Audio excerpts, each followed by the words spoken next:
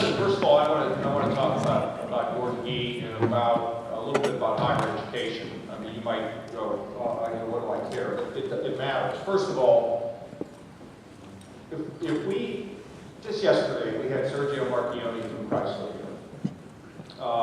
I encouraged him to run for Prime Minister of Italy, but he says, look, I'm busy fixing Fiat and Chrysler.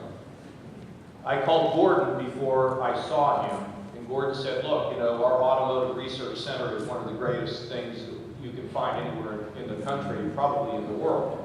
Please tell Sergio that. Well, it turned out that Sergio had just visited the place. And the other thing is, one of the biggest problems we have is training people for jobs that exist. You probably know this because some of you have children who are in college, and they go to school, and they don't know what they're doing, and they graduate, and they can't find a job. So one of the things we are working on diligently is how do we get students, when they enter, both young people and people who want to go back to college, to be getting an education in something that exists, and not just some theoretical thing out here. I mean, we're always going to have philosophers and poets and, I guess, people in political science, Gordon, but the fact of the matter is, we want, when a person enters the halls here at this university, that they have a sense of what it is they can do. And you have Chrysler, and you have GM, and you have Ford, all of which have demands for employees. And when you think about the retirement of the baby boomers, that means there are a lot of now new opportunities for people, and they've got to restock.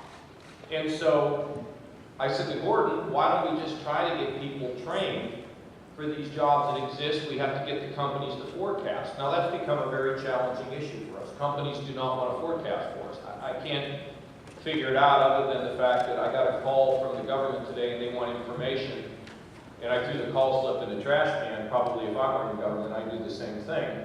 But the fact of the matter is, we need to have businesses tell us what they need so Gordon can get his folks to train the people for the potential jobs of the future, the near future and the longer term future. And the reason why it's so great to have Gordon here is we just go do things. We don't sit around all the way, oh, I don't know, you know, let's get a committee and let's plan it. He says, let's go fix it. And there have been a couple things that have happened recently, by the way, that I want to tell you. We were going to have a capital budget for universities. And all the universities in the past, whenever there was a capital budget, you had a pie, and everybody got a little piece of the pie, whether they needed the pie or not. So Gordon headed this little group that got together and said, we ought to have people advocating for the needs of others.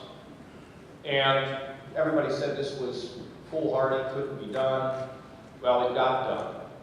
Part of it is because I held the money, and I said, if it doesn't go that way, we're not going to give you any money. And Gordon told them, look, we're working with a governor. Nobody in America is working with governors. The governors don't work with university presidents. They shut them out. Well, that's pretty silly because Ohio's got great higher education. So Gordon was able to get this through. And I'll tell you a story. Anybody here from over in Cambridge, Zanesville? You know, I was in Zane State last week. $6 million flowed from the capital budget of the state of Ohio to Zane State. Gordon said if we had not met and come up with a different formula or a different way for schools to advocate, they would have received, he said, 67 cents. So instead they got $6 million, and they're going to train young people in this, you know, in these technologies that work in that area. Saturday night, there was a football game held. I don't know whether you know that or not. And yeah, it was some game. I've never seen anything like that in the Ohio Stadium. And I was with Gordon. The president of Stark State walked up to me and said, we are so excited because we are going to open up a training facility to train people in the development of this natural gas. And she said, and beyond that, the Ohio State University has agreed that if people get credit over there at Stark State, they can get credit to go to Ohio State. So the one thing I've learned as governor is, you know, I've graduated from Ohio State, so I figure everybody loves Ohio State. Well, it's not true. Because some people feel like, well, it's Ohio State, and everything's Ohio State centric and all that, and nobody cares about us. By creating a program to accept the credits at a place like Stark State and be able to come to Ohio State, people in other parts, Gordon, who have been reticent about Ohio State are going to be excited about Ohio State. Now, this is significant change, cultural change, unlike anything I've seen. And think about this. The big universities advocating for the community college. That's unbelievable. And the community college is doing better in working to train our people for jobs that exist. And that meant a lowering of egos and turf and all the things that we don't like. And Gordon's led this effort. He's leading a new effort to make sure that we focus on the core purposes of the universities and that we no longer reimburse universities on the basis of enrollment but graduation. That is another sea change. And Gordon's got him doing it, working with some of his colleagues in both the big schools and the little schools. So he's a remarkable president. 68 years old, 68 years young, because he's got more energy than about anybody I know, and he's creating a legacy that he will leave for the state of Ohio. So I don't know why you're not applauding. This is all really good.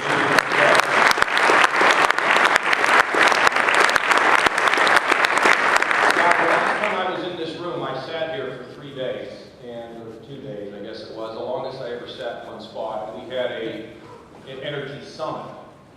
And from that summit came a whole series of things, including the need to have good environmental regulations in the area of natural gas.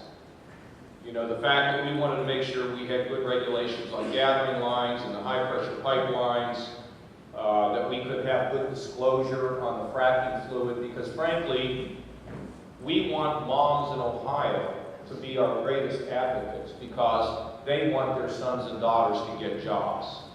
Because this whole industry is about jobs. And